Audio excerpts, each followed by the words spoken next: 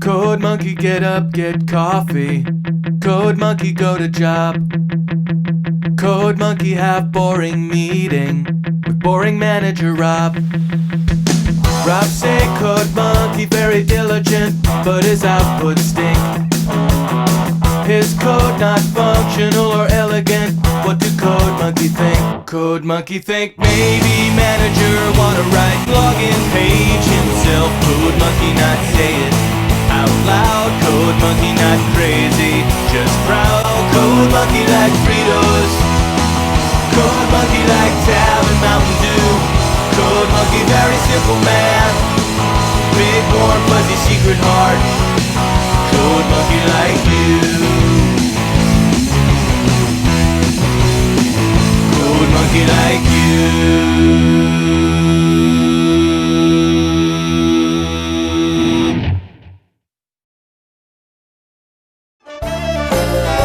You're a mean one, Mr. Grinch. Ho ho! I don't use that intro anymore. What's new, Dino Dudes? It's me, the Media Raptor, and welcome to the Media Raptor Reviews Christmas Special 6. Insert Christmas pun here. I actually couldn't think of any clever joke for the subtitle for this one, and I'm actually kind of disappointed, because I've had kicking it with Krampus and Electric Boogaloo, and I don't know what the other ones were called, but I'm actually kind of disappointed. I couldn't think of something Christmas that rhymed with 6, or at least worked in that kind of thing. So, 2 years ago, I made some somewhat controversial videos.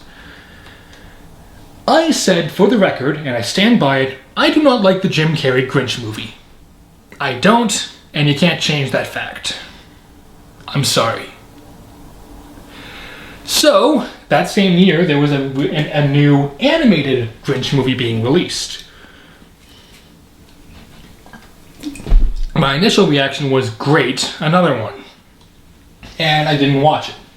I fully intended to watch it last year for a reaction and review Christmas special, but for one reason or another, I didn't do a Christmas special at all last year. Maybe I was caught up in something else. I don't know what happened, but... Or it may have been when I took a hiatus due to some stuff going on. I don't know. But I finally got around to watching it. It's okay. Yeah. I'm kind of surprised. This movie was just okay. Had some good, had a lot of bad. Really, it all comes back to the writing. I'm going to probably say a bunch of things other critics have said, and I'm sorry if I'm repeating things, so I'll try and keep it short.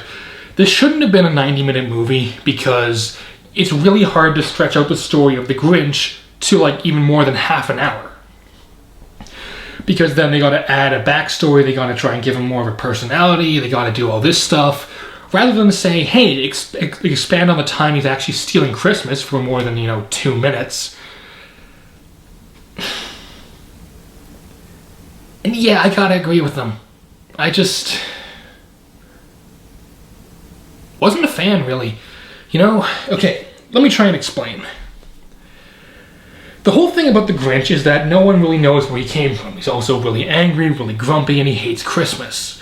In the Jim Carrey one, they at least had a decent reason for why he hates Christmas. In here, they really don't. And look, if you want to see a bunch of my jokes I'll end up making, just go watch the Channel Awesome's first viewing of this movie. They get pretty much everything out of the way there. But, again, this doesn't feel like the Grinch. It feels like a corporate safe Grinch. They can't have him be mean or evil because that would be wrong for the kids, even though that was his whole point of being in the first place. They gotta essentially add a bunch of new characters. They gotta add a little girl character who's trying so hard to have energy and personality, and that might have to do with the actress, but they gotta add new subplots for the Grinch to go through and things that go wrong, and they make him kind of wacky and even nice in some scenes and all that kind of stuff, and yeah, it doesn't work. Here's the thing, though. I kind of like it. I like the idea that they're trying to show the Grinch in other ways that he was trying to just ruin Christmas. In fact, hear me out.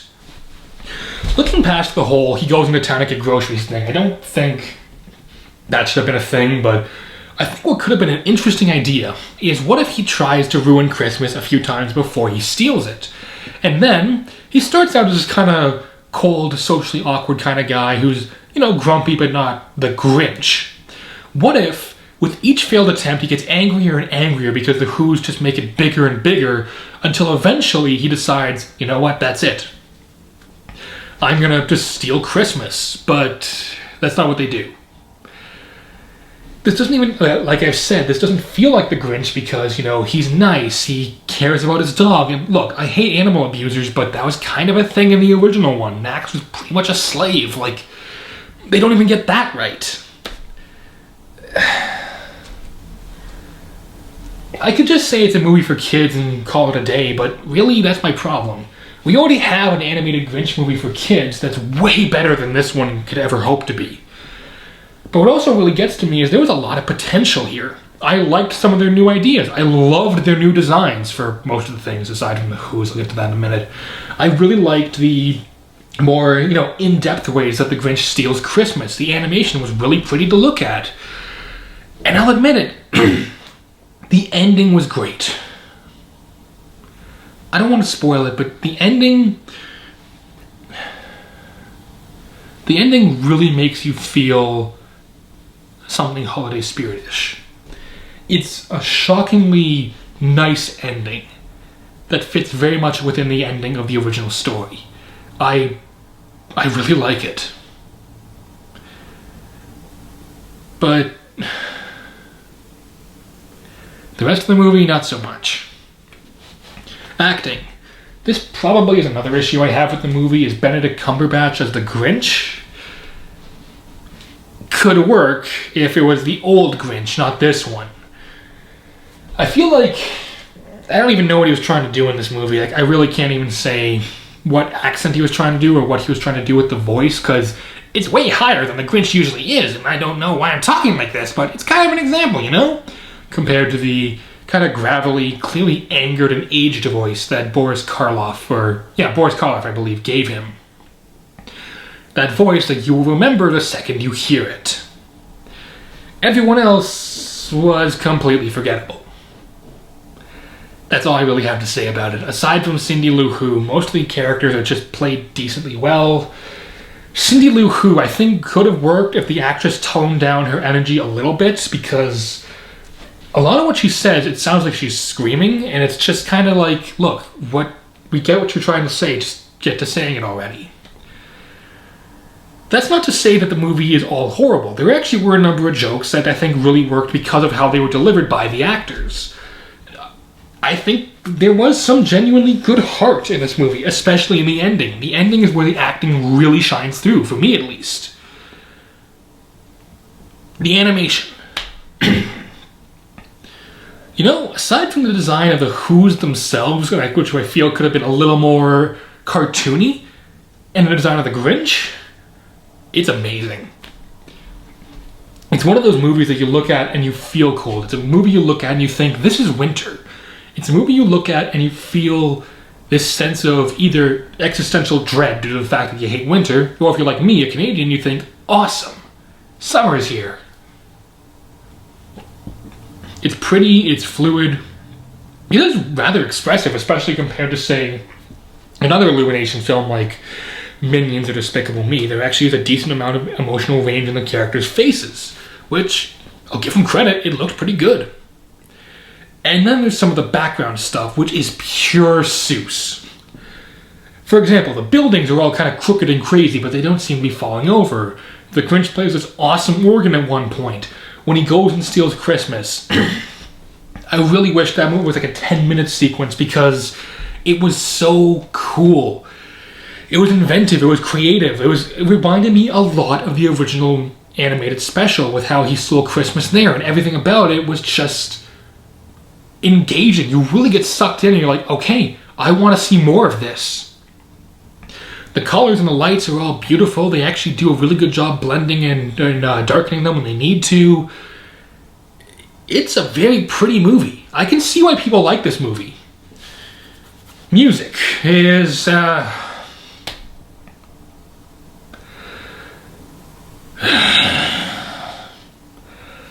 not happy with the music.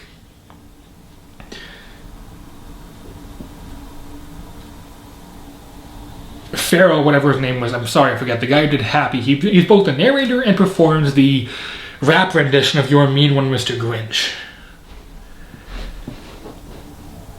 It really sounds like he wasn't supposed to be there. It really just sounds like... It doesn't sound like it's an actual rap song. It feels like somebody went, look, we need a rap song with these lyrics, and somebody went, I can give you like a third of a rap song. Do it. That's good enough. And what really bothers me is the fact that we had this in the original trailers. If you haven't heard this, I'll link it down below, but this jazz rendition of You're a Mean One, Mr. Grinch is one of the best things I've heard around Christmas time for a while. It's catchy, it's upbeat, and it really gives you kind of a Grinch vibe that you could totally see him like sneaking around, stealing Christmas. Maybe not in the most menacing way, but at least in a very self-focused, I guess, or sense of self-grandeur. That's a good way to put it. And the fact that we didn't get that in the movie that I recall, maybe it was in the end, like later in the credits or something, just makes me really sad. So despite everything I've said, excuse me, I can still recommend The Grinch. I didn't really care for it, and I'm gonna give it 2 Raptor Claws out of 4. But I liked it more than Jim Carrey one, because it was also a lot shorter than that one. But if your kids want to watch it after seeing the original Christmas classic, sure. It's nothing like groundbreaking like the original. It's not exactly the most engaging. It's fairly safe because it's Illumination. They can't do anything that's not, you know, actually original or takes a risk because they don't care anymore. It's just a fun movie, though.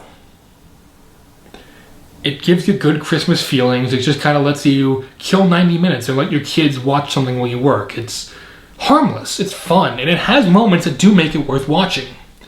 I watched it on Netflix because it's still up here on Canadian Netflix, even though apparently it's off in the USA. So now's the time to talk to you about the sponsor of this review. I don't have a sponsor. So I may have done like a VPN joke there or something if I had a sponsor, but I don't because nobody watches this channel. No, but seriously, it's a fine movie. It's nothing too special, and I'm sorry I can't really get more energetic or angry over it. It's just not my movie, but I can see why this movie does have fans. I still prefer the original, though. With all that being said, well, Merry Christmas. I'm happy that we all made it through this year. It's been really hard on everyone, and some of us have been affected more than others, and some of us have lost people we cared about, and it's gonna be weird, you know? Not seeing your family all the time, or maybe not being able to see them because of lockdown or travel or whatnot. It's funny, because I'm always the guy that talks about how Christmas is all about the importance of family and love, and then now it's like, hey, yeah, you can't have either of those because you can't travel, and it sucks. Still, I hope wherever you guys are, whatever you're doing, that all my Dino Dudes out there are safe, happy, have a warm, wonderful Christmas, or holidays, or whatever you celebrate.